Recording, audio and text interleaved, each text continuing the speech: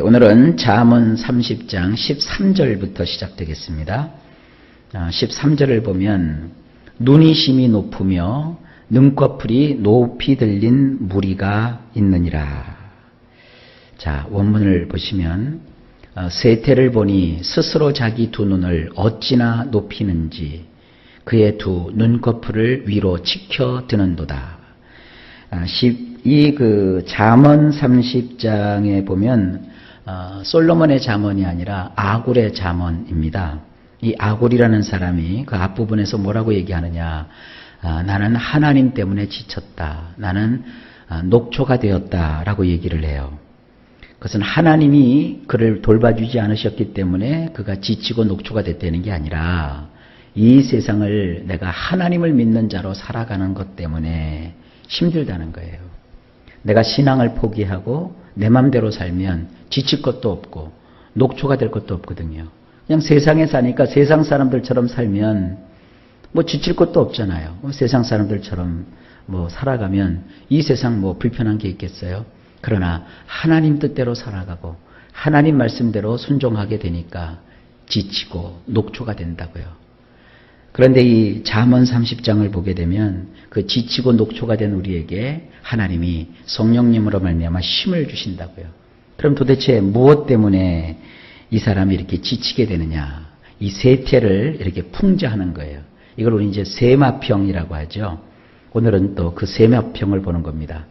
13절에 보면 이 세상을 이렇게 보니까 세상에 자기 스스로를 높이는 자들이 많다는 거예요.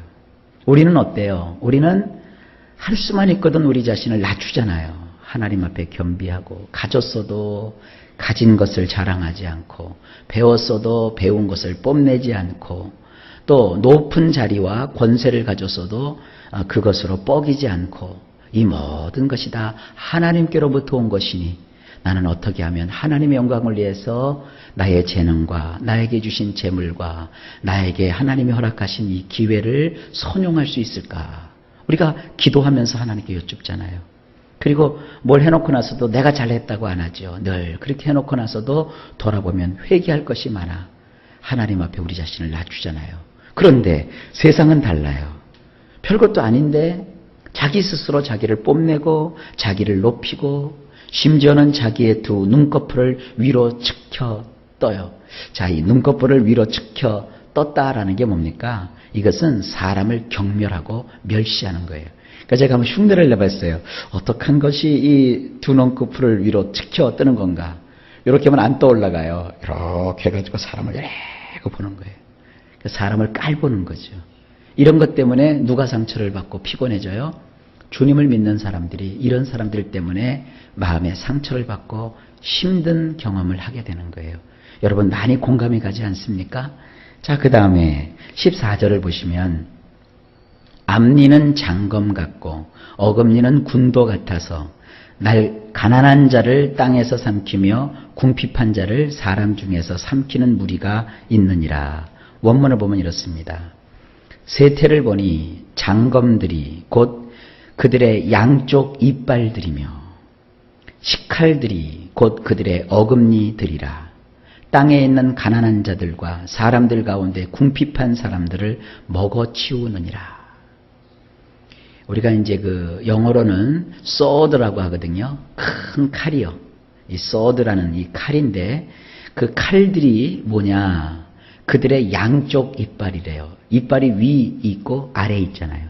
윗이빨, 아랫이빨이 뭐와 같다? 칼과 같다는 거예요.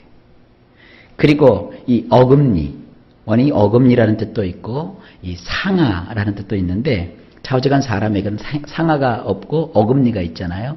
어금니로는 어떤 역할을 합니까? 딱딱한 음식을 먹을 때 어금니로 그냥 바사삭 바사삭 하고 부셔버리잖아요. 그러니까 이 식칼이라는 게 식칼, 어금니가 식칼이래요. 식칼이 뭐예요? 나이프라고 하죠. 요리할 때 이 나이프 쓰잖아요. 고기 같은 거 먹을 때 나이프로 이렇게 자르잖아요. 그래서 사람이 이빨을 칼처럼 가지고 있고 어금니를 식칼처럼 가지고 있어요. 그러면 음식이나 잘 먹을 것이지 뭘 먹어요? 가난한 사람들, 그리고 궁핍한 사람들, 땅에 있는 수많은 가난한 사람들 가운데 섞여 있는 수많은 궁핍한 사람들을 그들이 먹어치운대요.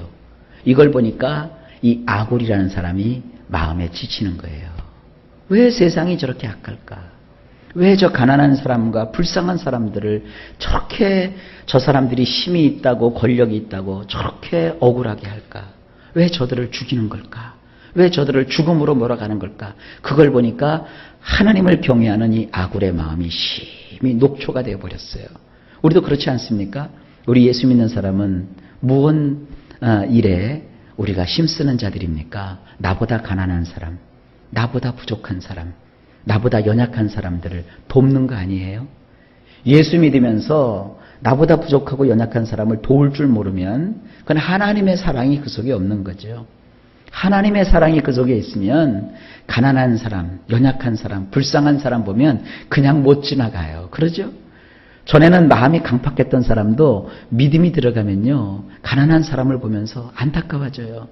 그래서 우리가 그에게 먹을 것이 필요하면 먹을 것을 줄 수 있으면 주고, 돈이 필요하면 돈을 주겠지만 먹을 것도 없고 줄 수 있는 돈도 없다면 우리는 뭐라도 해요? 기도라도 해주잖아요. 여러분, 이것이 우리 예수 믿는 사람들의 모습인데, 근데 이런 모습으로 세상을 보면 참 믿음 가지고 싶지 않아요. 세상 사람들은 아무리 고마운 일을 해줘도 고맙다고 하나, 내가 선을 베풀어도 그것이 좋다고 하나, 그저 자기의 이익을 따라서 엎치락 뒤치락, 마치 부침개의 전병을 이렇게 뒤치고 저렇게 뒤치듯이 그렇게 인생을 살아간단 말이에요. 그런 것 때문에 예수 믿는 사람들이 상처를 받아요. 여러분, 그렇다고 해서 믿음을 포기해서는 안 됩니다.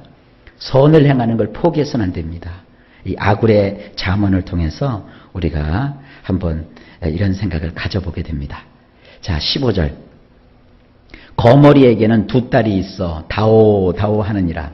족한 줄을 알지 못하여 족하다 하지 아니하는 것 서너시 인다니. 이제 15절부터는요, 요 원문으로 보게 되면 숫자가 계속 나와요. 우리 성경에는 그런 것이 잘 표현이 안 돼 있어요. 한번 원문의 느낌을 그대로 살려서 번역을 했으니까 한번 느껴보세요.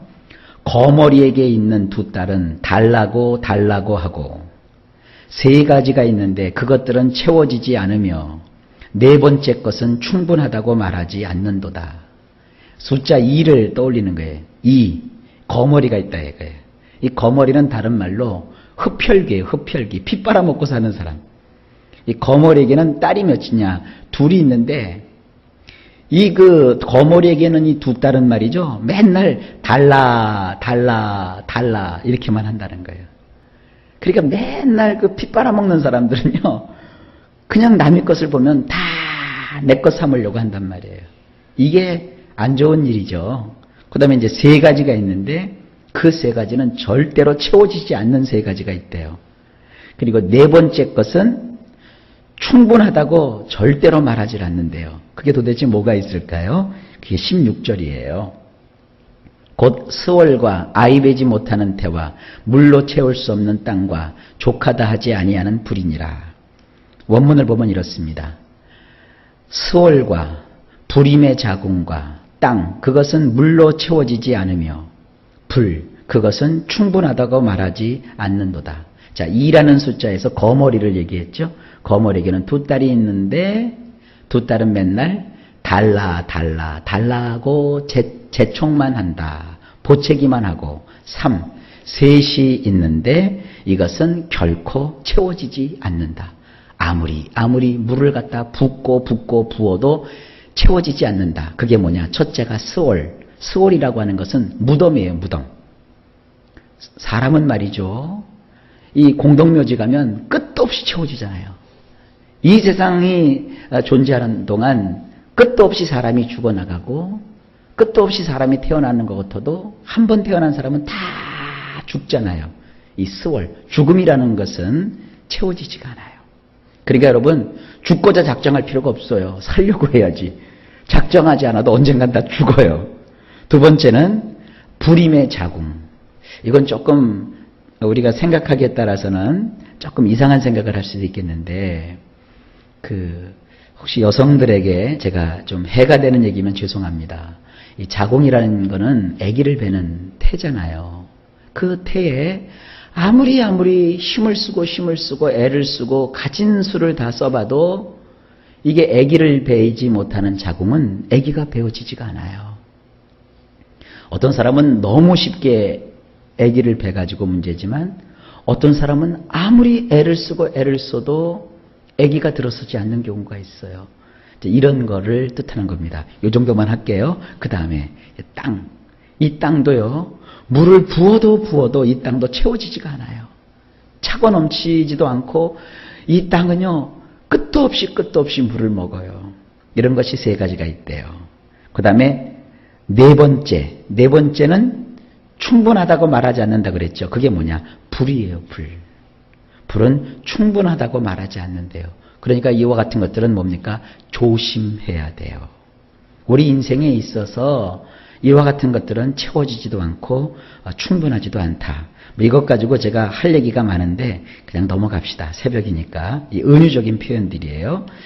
그 다음에 마지막 17절. 아비를 조롱하며 어미 순종하기를 싫어하는 자의 눈은 골짜기의 까마귀에게 쪼이고 독수리 새끼에게 먹히리라. 아주 원문 그대로 번역을 한 구절입니다. 그래도 혹시 아쉬우니까 원문은 어떻게 되어 있는가 한번 보실까요? 아버지를 업신여기고 어머니에게 순종하는 것을 싫어하는 자의 두 눈은 골짜기의 까마귀들에게 쪼이고 독수리 새끼들에게 먹히리라. 그러니까 우리 한국 사람의 문화나 또 유태인들의 문화나 성경을 보면 똑같아요. 부모에게 잘하라 이거예요. 부모에게 잘 못하면 결국 이 골짜기가 뭡니까? 골짜기는요, 되게 전쟁이 나서 사람이 죽으면 그 시체를 버리는 곳이 깊은 골짜기예요. 거기에는 늘 까마귀가 들끓어요. 그러니까 죽음과 까마귀를 여기서 연상할 수 있죠. 그러니까 죽어서 나자빠져 있으니 까마귀가 내려와서 그 눈을 쪼아먹는 거예요. 그리고 독수리 새끼들이 날라와서 그 시신을 다 삼켜버리는 거예요. 결국 부모에게 잘못해가지고는 제대로 살 수가 없다는 거예요. 굉장히 강력하죠. 그러니까 너희는 어떻게 해라. 아버지를 업신여기지 말아라. 늘 아버지를 존중하라. 그리고 어머니에게 어떻게 하라? 순종해라. 이거 하지만 않으면 안 된다. 자, 다시 한번 얘기합니다. 아골이라는 사람이 세상을 바라보면서 믿는 자로서 마음이 어려움을 갖고 지치고 녹초가 되었어요. 몇 가지 예를 쭉 들었죠? 그래서 아까 그 16절에 보게 되면 차지도 않는 걸 세상 사람들은 계속 채우려고 노력하잖아요. 그게 참 헛된 짓이에요. 그런 걸 볼 때 믿는 사람으로 답답한 거예요. 그거 하나님을 경외해야지 세상 채워지지도 않는 걸 채우려고 애쓰고 노력하고 하나님을 믿지도 않고 인간된 도리도 하지 않으면 그거 다 말짱 노루묵이에요. 믿는 자로서 그런 걸 보니까 참 안타깝다는 거예요. 또 한 가지는 부모를 업수히 여기고 순종하지 않고 지 맘대로 살아가는 사람들을 보면 믿는 자로서 참 안타깝다는 거예요. 믿음을 가진 사람들은 이 세상 사람들의 이러한 좋지 못한 행동을 따라가지 않습니다. 여러분, 오늘도 하나님께서 여러 가지 지혜의 말씀을 우리에게 주셨습니다. 일마다 때마다 하나님의 말씀을 잘 기억하시면서 지혜롭게 세상을 승리하고 이기시기를 예수님의 이름으로 간절히 축복합니다.